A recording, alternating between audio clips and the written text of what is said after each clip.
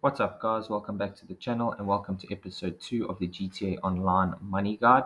For those of you that missed out on episode 1, I do suggest that you give it a watch. We basically went through buying and managing different types of businesses in GTA Online and buying the best possible businesses that you can in order to produce the most profit.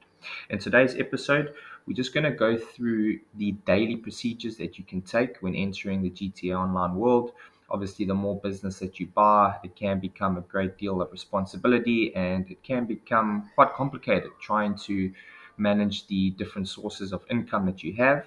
So, today I'm just going to give you a little bit of a guide on the best possible way to manage your GTA Online session, especially if you are limited to time. I know some of us have got school, some of us have got jobs, some of us have got families. So, the time on our hands may be a bit limited. So I'm just going to give you a nice walkthrough tutorial on the best possible way that you can manage your overall session, not just your businesses, and the best way to ensure that your businesses are constantly supplied, as well as we're going to talk about a little bit of what is the ultimate goal of GTA Online. But before we do that, don't forget to like and subscribe. All right, I'm going to take you through the order of which I do things. I believe that this is the best possible way. Once you have all your businesses set up, the majority of your businesses do work on a supply, production, and then eventually selling. So you do need to keep your businesses supplied in order to produce product of which you can sell. So the way I do things is that I work in a cycle. I will supply a business. I'll move on to the next business. I'll supply that. I'll supply that. I'll supply that. And until I create sort of a loop. And what you want to do is sort of repeat that cycle. So, especially if you have limited time on your hands, I suggest that you dedicate one session to supplying your businesses, and then the next day that you log on, you can dedicate that session to selling them. Okay, let's begin. So first of all, I have set my spawn location to my office so that I can easily access the SecuroServe network from which I can access my warehouse management page. So basically, we spoke about this in episode 1. This is your cargo warehouse. This is your startup business. Very effective. Very good profit if it is managed correctly. So anyway, I will go over to buy 3 crates, and then it will immediately set me on a mission. Like I said, I don't know what this mission is going to entail. Some of them are different. Some of them are easy. Some of them are long, but generally pretty straightforward. So in this particular one, we are required to obtain a crate of jewelry. Try avoid doing that if possible. Generally pretty easy, so you'd often have to track down a specific van, eventually get to it, hijack it, and then take it back to your warehouse. Like I say, pretty straightforward. Some of them are different, some of them are shorter, some of them are longer, but generally pretty easy. So once you have delivered the crates back to your warehouse, you want to go to your warehouse employee and get her to obtain crates for you for a price of 7,500. So while you are moving on to your next business, she can obtain either between 1 to 3 crates. So by the time you return to your warehouse, you should have between 4 and 6 crates in stock for you to sell. So what I like to do next is head over to my nightclub purely because it's pretty close to my cargo warehouse. Now remember, with a nightclub, it produces passive income. So for every 30 to 45 minutes, it will generate 50,000 GTA currency. However, you do need to maintain your nightclub's popularity. So every time you visit your nightclub, you'll be given an option to do a popularity mission. Now, this again can be very different. Sometimes it just requires you to throw someone out of the nightclub. However, this time it requires us to take a VIP guest to the hospital. Doesn't matter which one they are, it's generally pretty easy. It takes about 2 minutes to do, and it is important to keep your nightclub's popularity up so you can get the maximum profit. All right, next. So another thing you definitely need to do quite early on in your session, depending on its location, of course, is break into a stash house.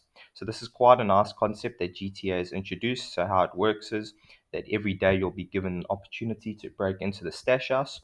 All you need to do is go to its location, break into it, take out all the targets, find the safe code, which is somewhere in the stash house, break into the safe, steal the safe contents, and then flee the scene.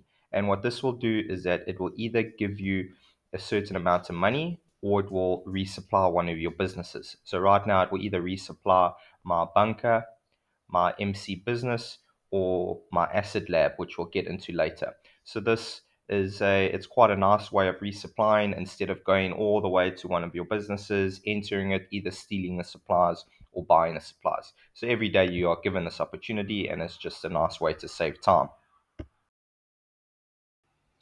Up next will be my airport hangar. Now, the order of which I resupply my businesses will be entirely dependent on their location. I will generally resupply the businesses that are closest first. In this case, it will be the hangar.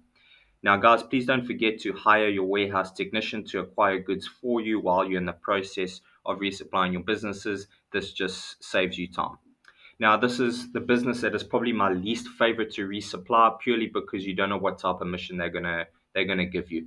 In this particular session, it took me 4 times to resupply this business, so 4 failed attempts, 4 times that I had to go all the way back to the hangar and reselect the mission, but eventually I got it done. So it is quite difficult, it is tedious, it does take time, but the profit margin is very big, so it does make it worth it. So what I like to do next, and before I travel all the way across the map to my bunker and to my MC business, is that I'll stop off at my auto shop as well as my bike shop, and I will upgrade my customers' vehicles. Because remember, the nice thing about owning an auto shop and the nice thing about adding a custom bike shop to your motorcycle club is that every 30 to 45 minutes, a customer's vehicle will spawn at these two locations. All you need to do is go to them, upgrade their vehicles, and deliver them. So it is a nice way to make an easy buck within a maximum of 2 minutes. And what I'll do is that I'll use this money to buy supplies for my bunker and for my motorcycle club. So that way I'm not cutting into any profit by buying supplies from them. Next, I'll head over to my bunker. Now, because I raided a stash house earlier, I should have some supplies within this business, but I just want to try get it to fully supplied anyway. So I'll go over to the computer and I'll select Steal Supplies. It will then launch me on a mission. It is generally not too difficult, but in this case, I did have to drive quite far. But anyway, the mission was successful. I just had to eliminate some foreign people, if you can call it that, deliver the supplies back to the business, and then I'll head over back to the computer and select buy supplies. Now remember, because I've visited my auto shop and my bike shop, I'm not cutting into any profit because I'm using the money that I earned from my vehicle. One thing I will like to do before I leave is that I'll deliver excess weapon parts to earn another quick 50,000. But unless you get griefed, then it becomes a completely waste of your time and effort. I will then head over to my MC business because it is very close to my bunker. And guys, this business is pretty much identical. It runs on supply and production. So once again, over to the computer, select on Steal Supplies first. It will then launch you on a mission. Luckily, this time, this mission was very close, very straightforward. Just eliminate some people, steal the product, and deliver the product back to the business.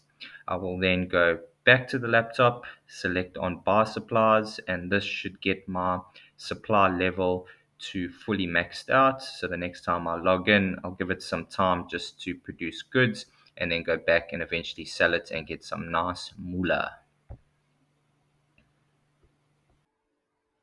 All right, guys, so I logged in the next day, and before we get into our sales session, I do want to make another recommendation, and this is something that I've done recently, is that I've bought a business called The Arcade.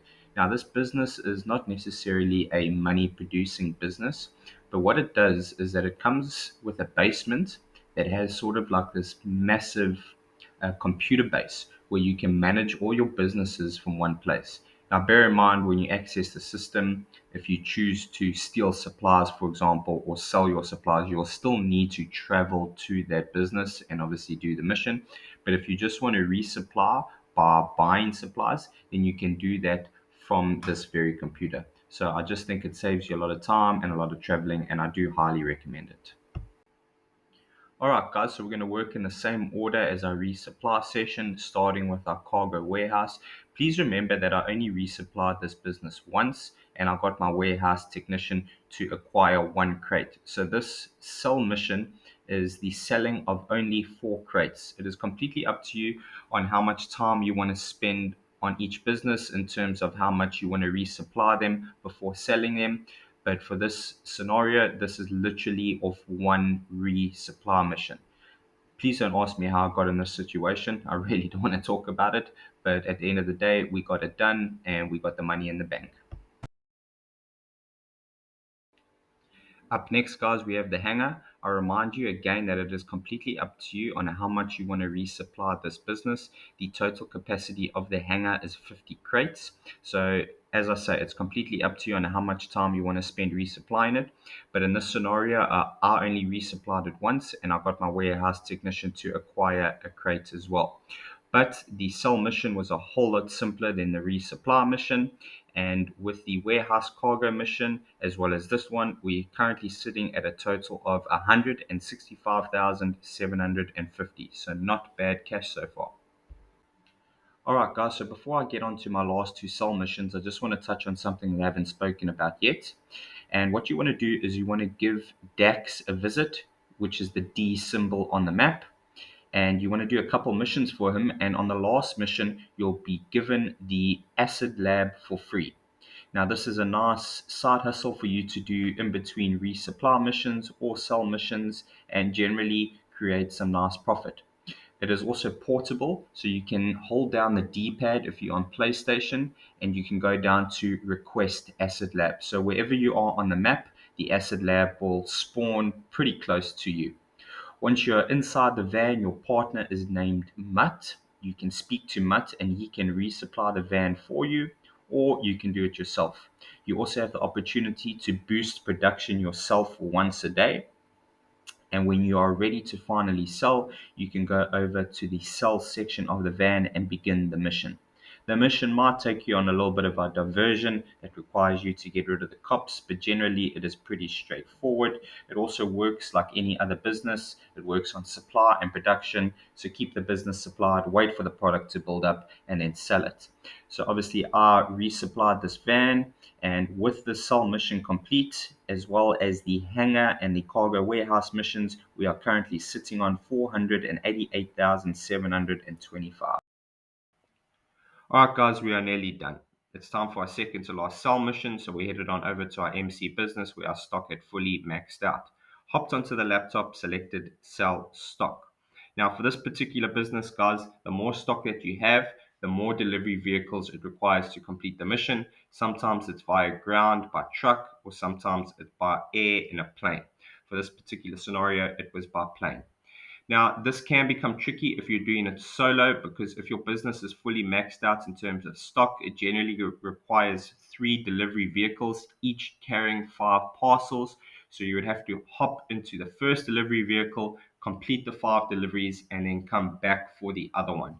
Now, as soon as you start delivering, you pop up onto the map where other players can take advantage of that situation and come and stop you from doing the delivery, and that earns them cash as well as experience points. So our total payout was supposed to be about 750,000 for this delivery only. Unfortunately, I did get griefed, so I only managed to get a payout of about 300,000. Needless to say, our total so far is 788,725 for the session. All right, ladies and gentlemen, we have finally made it to the last cell mission for the session. So we headed on over to the bunker and hopped onto the laptop. Now, guys, please remember for your MC business as well as your bunker, when you select sell stock, you're given two options with two different prices.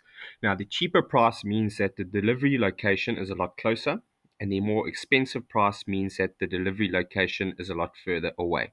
Now, obviously, if you select the more expensive price, the payout is bigger, but the risk is higher because you are having to drive a lot further. Anyway, I selected to go for the risk and the bigger payout. Fortunately enough, this mission was a whole lot more successful than the MC business. We got put in a nice armored truck, so resistance was very minimal. The total payout for this delivery was 1,449,000, which took our total payout for the session to 2,237,725. Now, guys, please remember this is off one supply run. Yes, you do need to constantly buy supplies for your MC business and your bunker, but remember, we purchased an arcade, so there is no effort involved. All you need to do is drive on over there, hop onto the computer, and select buy supplies.